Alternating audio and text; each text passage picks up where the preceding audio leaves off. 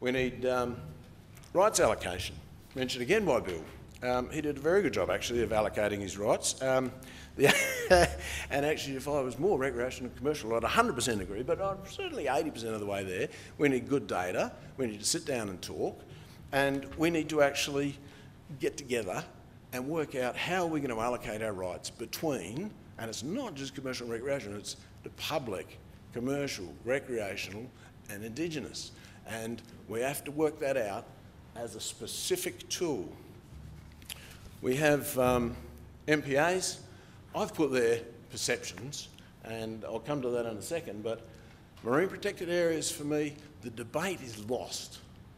They are not fisheries management tools. I can say that till I'm blue in the face and you'll all go, no, yeah, right, I heard that before. The truth is they're not. They are marine biodiversity protection areas, and that's great. But I'm not going to try and convince you or convince the public, because there's not a win-win possibility. The NGO publicity, the media, the general concerns and the history, etc., have led everyone to understand MPAs are essential. So I think, why don't we just sit down and agree? And as CFA, we agree. MPAs are essential. We believe they need to be put in. We believe, and we will be part of the marine biodiversity bioregionalisation process, and we will support MPAs coming in. What we will aim to do is to balance that and try and avoid as much of the displaced activity and impacts as possible. What we will do is try and ensure that our fisheries that are managed outside those MPAs are done in the best way possible, and that people understand that good fisheries management doesn't actually necessarily mean you have to block out huge areas of the water and prevent people from fishing in it. So we've got a responsibility, industry leadership, definitely education programs. One of our problems in the industry is finding people that are either sane or insane enough to get off a boat and onto shore and start talking and dealing with the myriad of rules and regulations and so on and so forth.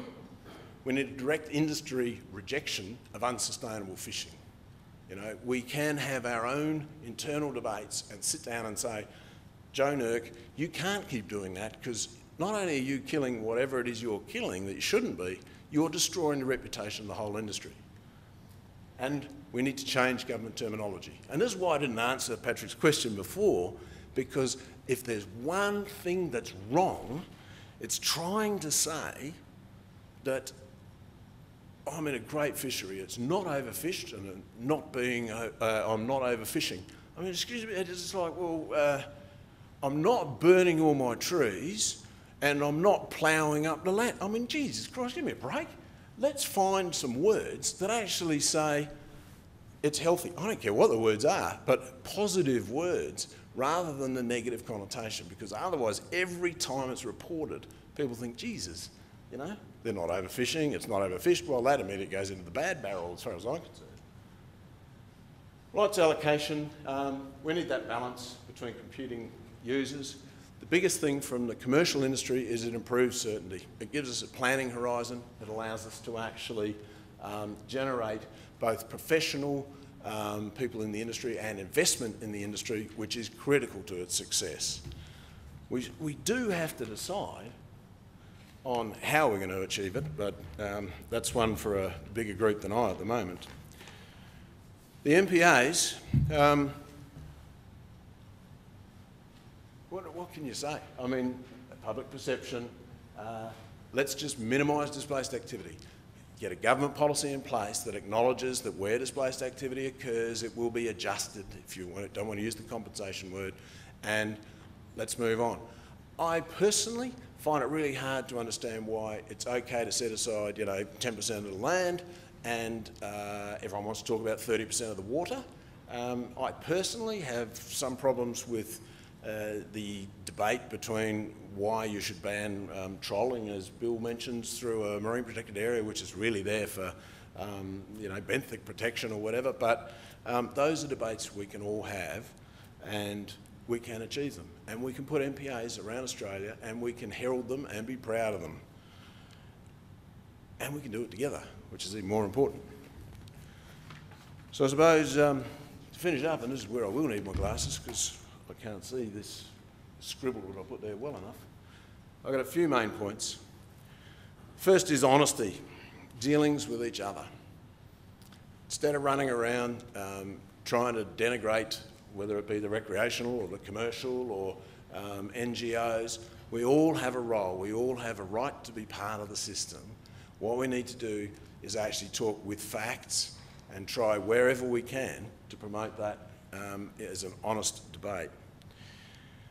The responsibility, I put that pretty much down to the industry. We have to sort out a lot more of our own rat bags and vagabonds. We do need, though, some support in terms of extension, R&D, to bring the industry up to another level where it can actually do that. Certainty in terms of the access, direction and balance, if you like, so that we can plan ahead and back to my original big, hairy, audacious goal, so that what we can do is have Australians say, we believe fishing is good. We want to see Australian fish on our plate. We want that fish sustainable, but we want fishing. And I think that's going to be a really critical communication issue for us. MPAs, back to marine biodiversity protection, a good thing for public perception. In instances on the barrier reef where it's a sink source type situation, there will be very real benefits. In other cases, there will be minimal benefits whatsoever. But I think overall, the picture's really pretty positive. We've got an awful lot going on at a government level with policies and reviews of EPBC Act and so on. I believe that we can grasp those, work together and actually create a great future for the industry. Thank you very much.